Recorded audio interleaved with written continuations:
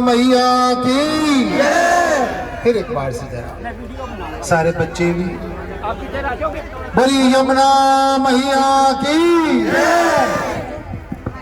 आज बड़ा ये सुंदर अवसर, और फिर देखिए साधारण से आम लोग, फकीर लोग के साथ साथ ये देवी देवता इंद्र भी आपकी मानव श्रृंखला में सम्मिलित होने का प्रयास कर रहे हैं कि मैं भी मनुष्य बन जाऊं और यमुना की सेवा कर लूं।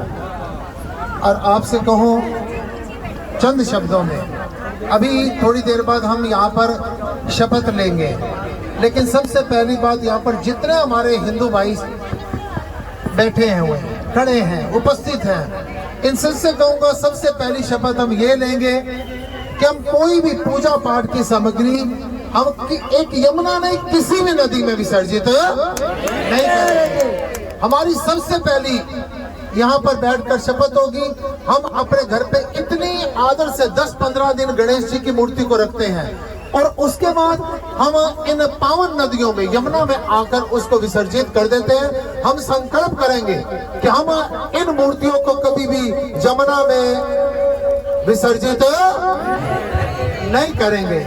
बड़ा दुख का विषय है कि हम लोग पहले बड़े आदर से 15 दिन इन मूर्तियों को भोग लगाते हैं, इनकी आरती उतारते हैं, इनकी पूजा करते हैं, और 15 दिन के बाद पता नहीं क्या होता है। इस यमुना को 70 के दशक में मैं यहीं रहता था, कश्मीरी गेट में, और मैं यहाँ पर आकर कुत्सिया घाट पर नाव चलाया करता था। लेकिन आज वो समय आ गया है, नाव तो बड़ी दूर की बात है। अभी कुछ सज्जन मेरे से बात कर रहे थे कि स्वामी जी यहाँ पर घाट भी हुआ करते थे।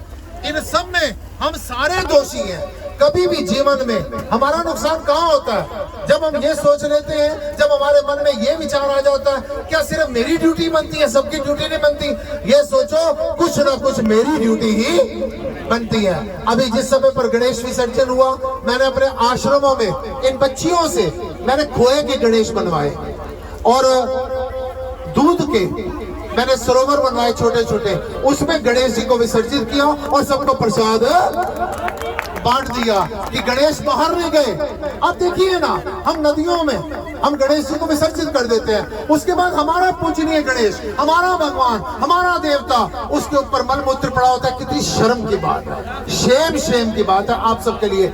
इन मूर्तियों को विसर्जित करके आप अपने अंदर समाहित करिए, यानी गणेश हमारे श्वासों में बस चुका है। खेतरी बीजन करते हैं, पता नहीं क्या बात है यार, हमारे लोगों को 8 दिन उसमें बड़ा खुश होते हैं। माता रानी ने दर्शन दिए हैं, मेरे घर में माँ शक्ति ने बहुत दर्शन दिए हैं, लेकिन क्या होता है 9वें दिन, क्या होता है, इतनी पीड़ा क्या हो जाती है? उसी खेतरी को उठाकर हम किसी नदी नाली में, किसी पीपल के किनारे पर जाकर हम उसको विसर्जित नहीं करके आते, फेंक आते। उस शक्ति के साथ साथ आपकी मानसिक शक्ति, आपकी आत्मिक शक्ति, आपका मनोबल, सब कुछ विसर्जित हो जाता है। मैं सारी बेटियों से कहूंगा, बहनों से कहूंगा, मैंने क्या मैसेज दिया, उस खेतरी को आप अपने अपने घरों में जो पौधे रखे हुए हैं ना, उसी में विसर्जित कर दीजिए।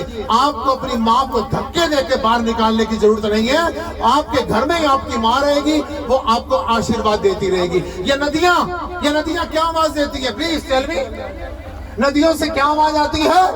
नदियों से आवाज आती है कल कल कल कल कल कल करती हुई नदियां बहती थी, लेकिन आज इसकी आवाज बंद हो गई। क्यों? ये नदियां कहती थी, ये नदियां क्या नहीं है, मैंने आज तुम्हारा सुरक्षित कर दिया, तुम मेरा सुरक्षित कल का कर दो।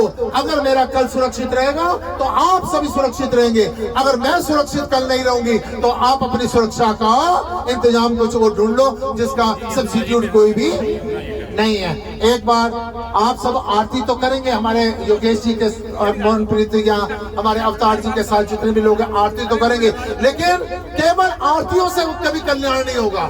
हम मूर्तियों की आरती उतारते रहे, हम गंगा की आरती उतारते रहे, यमुना की आरती उतारते रहे, जब तक इनके दिए हुए मैसेज को अपने जीवन में नहीं उतारेंगे, ये आरती हमारे लिए निरर्थक साबित होगी। एक बार मिलकर कहिए, बोल यमुना मैया की। आवाज कम है, उपस्थिति ज्यादा है, बोलिए यमुना मैया की। आगे का कार्यक्रम जैसे कि हमारी धन्यवाद राजेश्वरानंद जी, भावना जी।